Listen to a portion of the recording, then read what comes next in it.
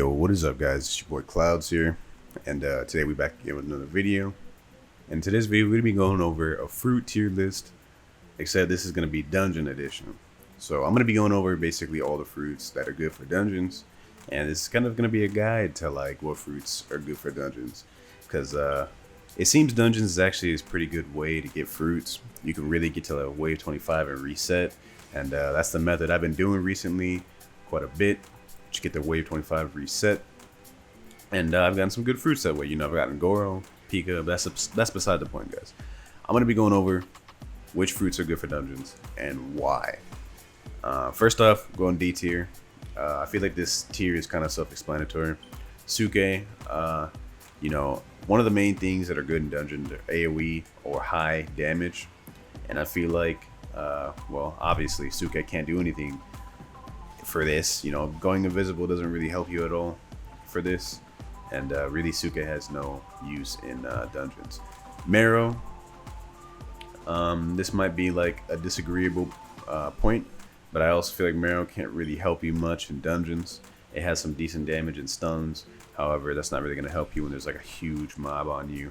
I just think Marrow doesn't really have anything to offer that could really help you in dungeons. Now, maybe on the bosses, Marrow could help. I'm not really too sure. I haven't seen too much on Marrow, which is why I'm putting in D tier, because, you know, from what I have heard, it's not good. So yeah, I'm putting that D tier, and I feel confident with this placement.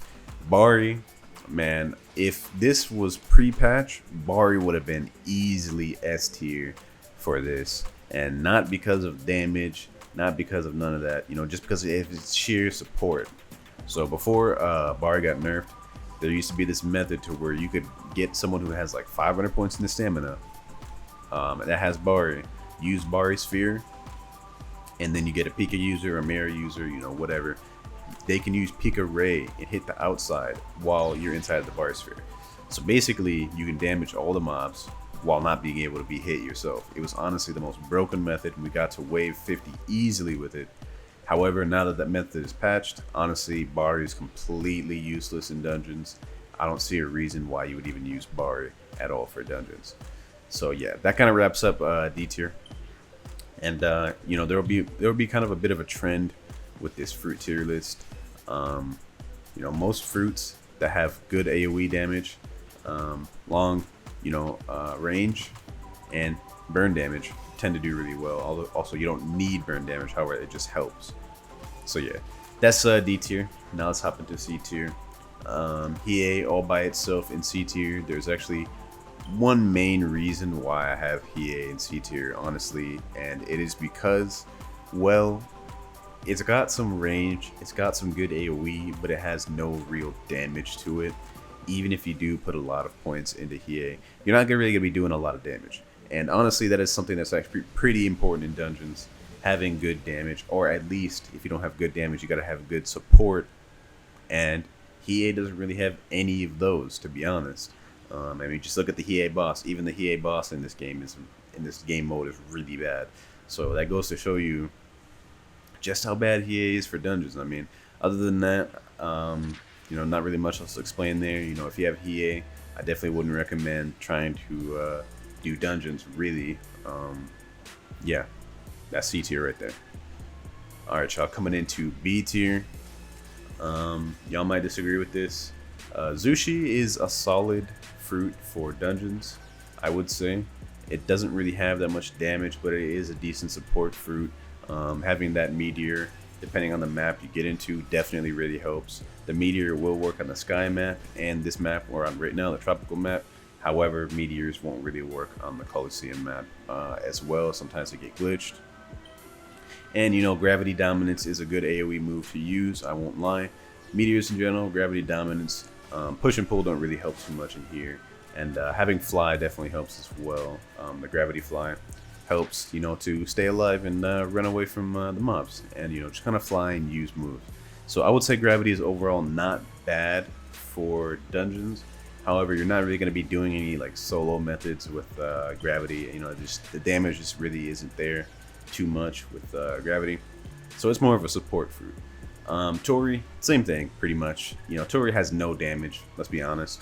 But being able to heal others when they get in sticky situations, it's definitely an attribute that Tori will be really useful for. And I honestly think that if you have Tori, like if you currently have Tori, I don't recommend eating Tori for dungeons, but if you currently have Tori and you have a good squad, you know, you'll be set. You'll be set. You can easily make it to higher rounds due to your healing factor, even though it got nerfed. Having any healing factor is better than none. Obviously, that Tori user is going to have a build strictly for healing. Tons of stamina, tons of devil fruit. You know, honestly, forget anything else. Just tons of stamina, tons of devil fruit. Don't even try to go for damage because you're not going to get any with Tori. So yeah, I would say this is a solid B tier. Every other fruit other than this is A or S tier, and y'all might not disagree with my next tier list, but let's go. All right, coming up in A tier. You guys might not agree with this as much. However, there is a reason why I have these two in A tier and not in S tier. With Mara is very good for dungeons, but there is one thing that I feel like it kind of like holds it back. And it's the fact that you really only have like one like long range move, and it's fireflies.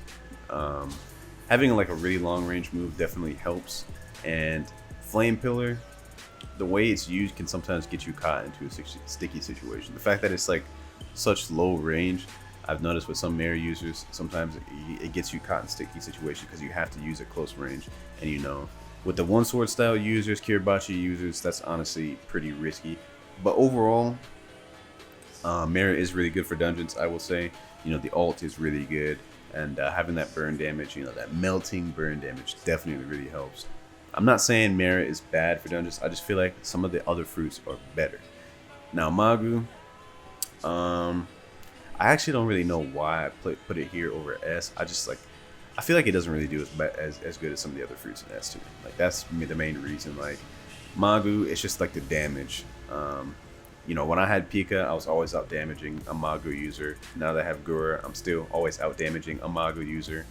Goro out damaged Magu users. You guys get the gist. I feel like it's just the overall damage, the raw damage output of Magu is just not as high as some of these other fruits. So yeah, that's A tier. Honestly, if you have any of these fruits, you're really set up for dungeons. You can actually solo dungeons to wave 25 with these fruits. So if you have these, honestly, you're pretty well set off.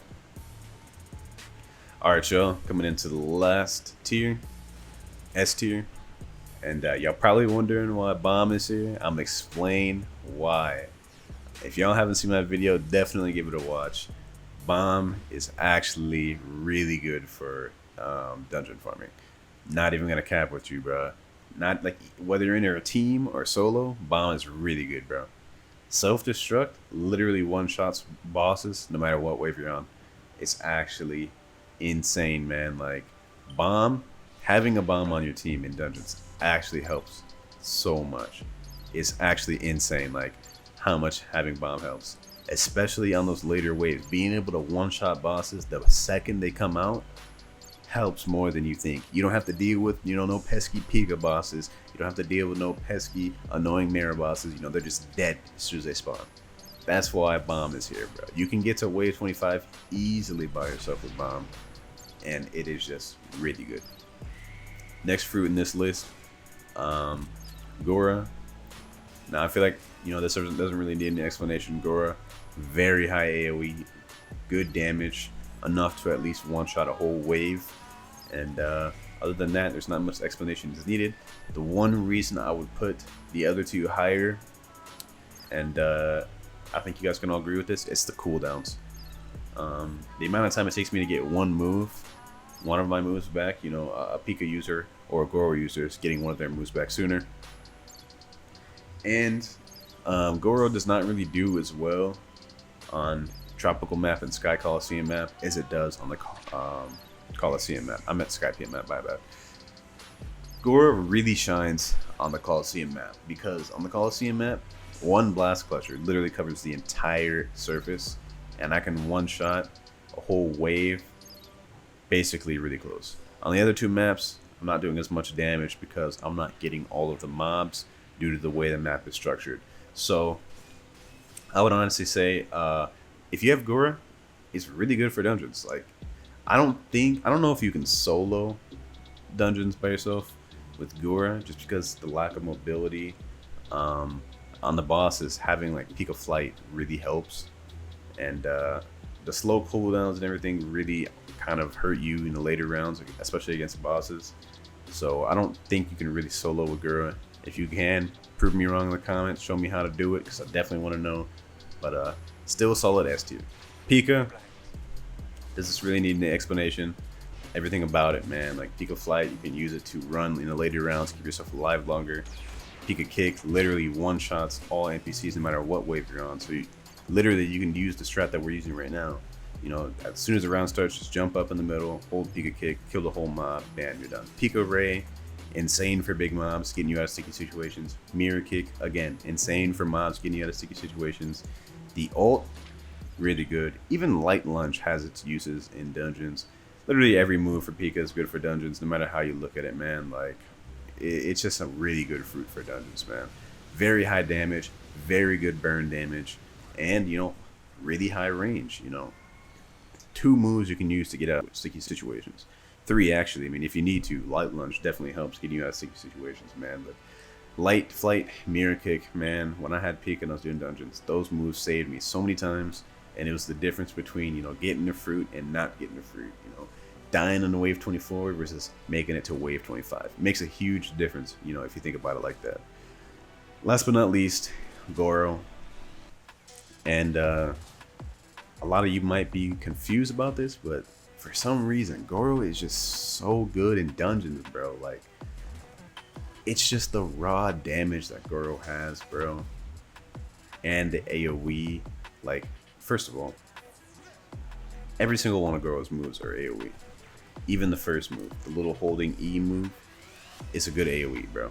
The Lightning Wrath, and then obviously Thunder Greeting. Like, every single move is all AoE and relatively short cooldown, and the damage is insane, bro.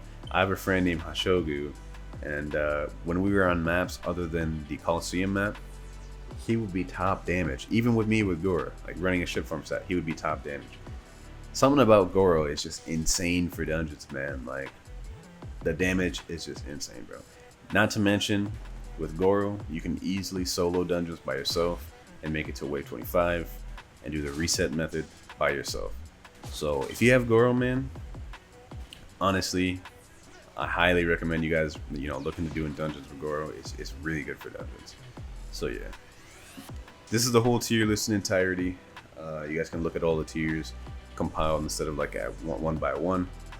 Let me know what y'all think about this tier list for dungeons, man. Like, this is kind of a bit of a well thought out tier list. You know, I kind of thought about multiple things, you know, being able to solo, how well you work with teams and whatnot. And that kind of helped me in my process of placing things where I placed them. So yeah, let me know what y'all think about this. Let me know where you would place things differently. Honestly, I would debatably switch Mara or Mangu into S tier, but I wasn't sure, so that's probably the one questionable call I would say I made this time, but I put it in A tier anyways, which is fine. You know, A tier is not bad. That's really good for dungeons. So anyways, hope you all enjoyed this video. It's been your boy Clouds. I'll see you on the next one. Peace.